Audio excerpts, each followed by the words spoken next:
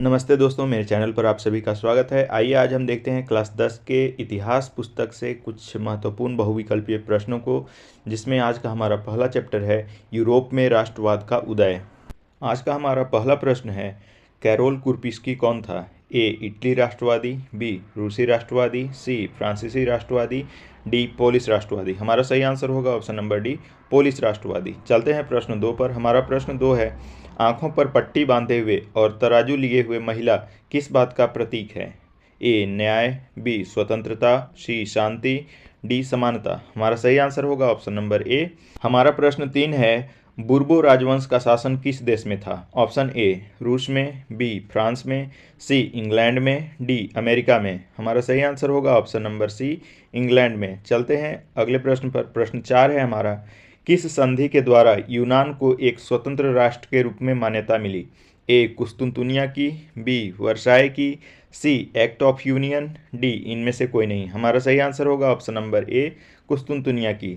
हमारा प्रश्न 5 है, फ्रेडरिक सोर्यू कौन था? ए फ्रांसीसी चित्रकार, बी ऑस्ट्रिया का इतिहासकार, सी जर्मन दार्शनिक, डी ब्रिटेन का प्रधानमंत्री। हमारा सही आंसर होगा ऑप्शन नंबर ए, फ्रांसीसी चित्रकार।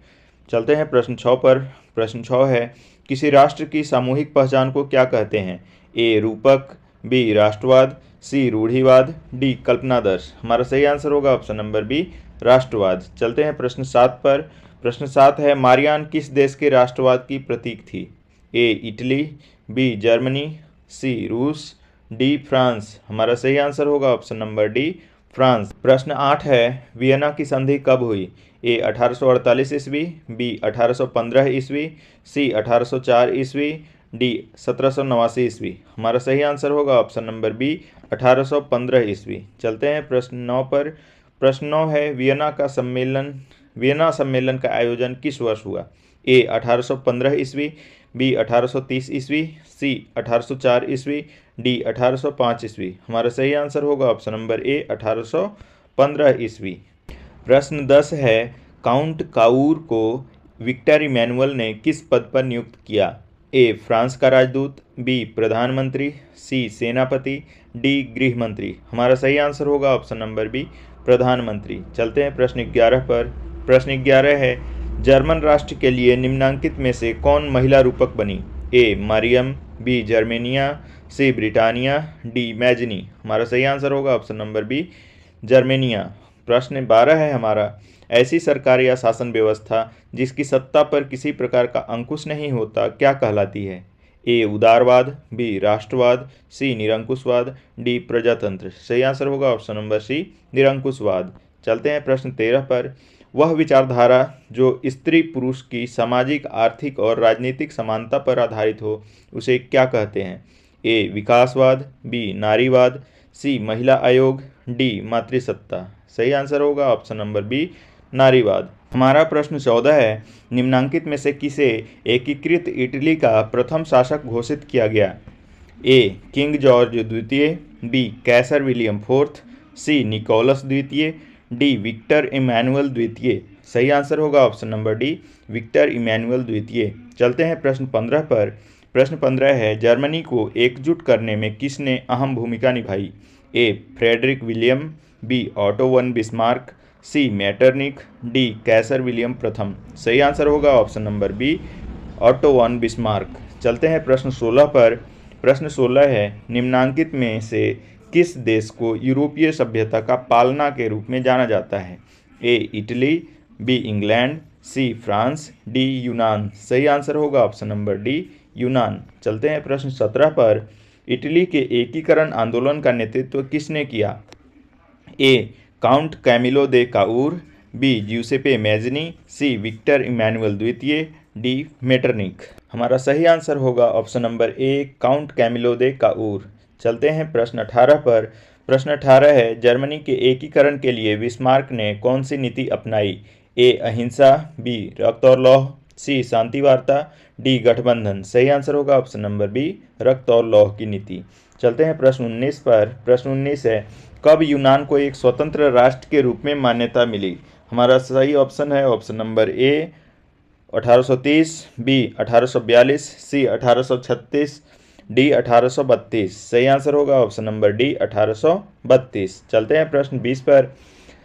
नेपोलियन बोनापार्ट कौन था? ए जर्मनी का सम्राट, बी फ्रांस का सम्राट, सी रूस का सम्राट, डी इंग्लैंड का सम्राट। हमारा सही आंसर होगा ऑप्शन नंबर बी फ्रांस का सम्राट।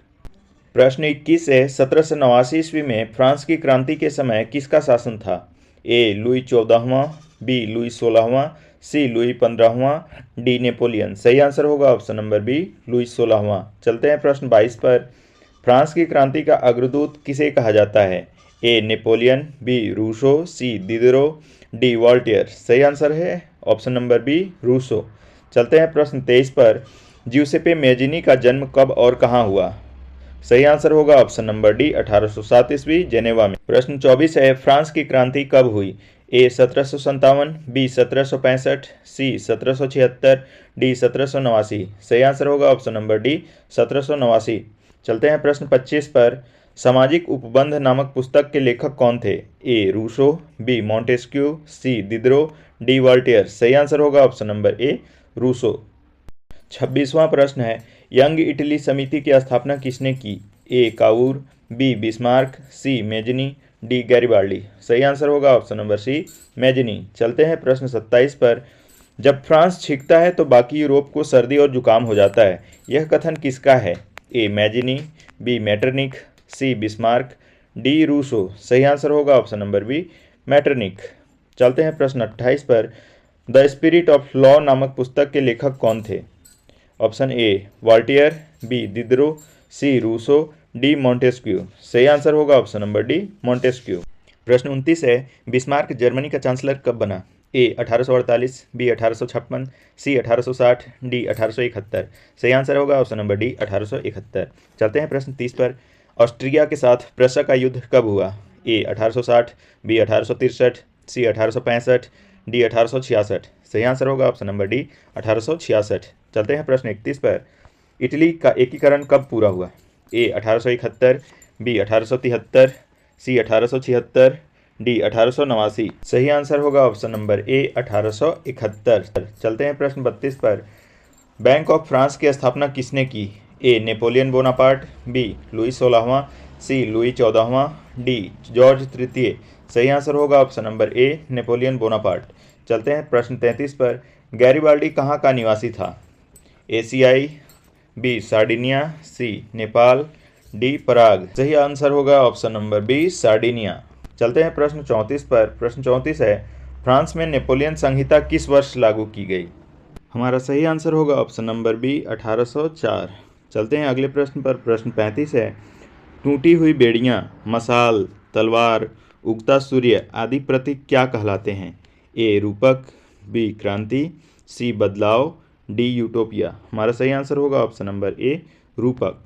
प्रश्न 36 है, जर्मनी के एकीकरण में प्रमुख भूमिका निभाने वाले बिस्मार्क कहाँ के चांसलर थे? ए प्रुसिया, बी म्यूनिख, सी ऑस्ट्रिया, डी बर्लिन। सही आंसर होगा ऑप्शन नंबर ए प्रुसिया। प्रश्न 37 है, जर्मनी का एकीकरण कब पूरा हुआ? ए 1851 ईस्वी, बी 1861 ईस्वी, सी 1871 ईस्वी, डी 1881 ईस्वी। सही आंसर होगा ऑप्शन नंबर सी 1871 ईस्वी। प्रश्न 38 है हमारा, पहले तुम मनुष्य हो उसके बाद किसी देश के नागरिक या अन्य कुछ, यह कथन किसका है? ए मैथिली, B Voltaire, C Rousseau, D Diderot. हमारा सही आंसर होगा ऑप्शन नंबर सी रूसो। प्रश्न 39 है, विश्वकोश नामक ग्रंथ की रचना किसने की? ए रूसो, बी वॉल्टियर, सी दिदरो, डी नेकर। सही आंसर होगा ऑप्शन नंबर डी नेकर। प्रश्न 40 है हमारा, 1815 में आयोजित वियना सम्मेलन की मेजबानी किसने की? ए मेत्सिनी, बी रूसो, सी गैरिबाल्डी, डी मेटरनिक। सही आंसर होगा ऑप्शन नंबर डी मेटरनिक। प्रश्न 41 है, स्वतंत्रता, समानता एवं बंधुत्व का नारा किस क्रांति की देन है? ए रूसी क्रांति, बी फ्रांसीसी क्रांति, सी अमेरिकी क्रांति, डी भारतीय क्रांति। हमारा सही आंसर होगा ऑप्शन नंबर बी फ्रांसीसी क्रांति। प्रश्न 42 है, मनुष्य स्वतंत्र पैदा हुआ है किंतु वह सर्वत्र बंधनों में जकड़ा हुआ है, यह कथन किस दार्शनिक का है? A Diderot, B Voltaire, C Rousseau, D Montesquieu. सही आंसर होगा ऑप्शन नंबर सी रूसो। प्रश्न 43 है हमारा, प्रथम विश्व युद्ध में रक्षा व्यय में भारी इजाफा होने के कारण खर्च की भरपाई के लिए निम्न में से क्या किया गया? ए, करों में वृद्धि, बी, युद्ध के नाम पर कर्ज लिए गए, सी, सीमा शुल्क बढ़ा दिया गया, या डी, इनमें से सभी। हमारा सही आंसर होगा ऑप्शन नंबर डी, इनमें से सभी।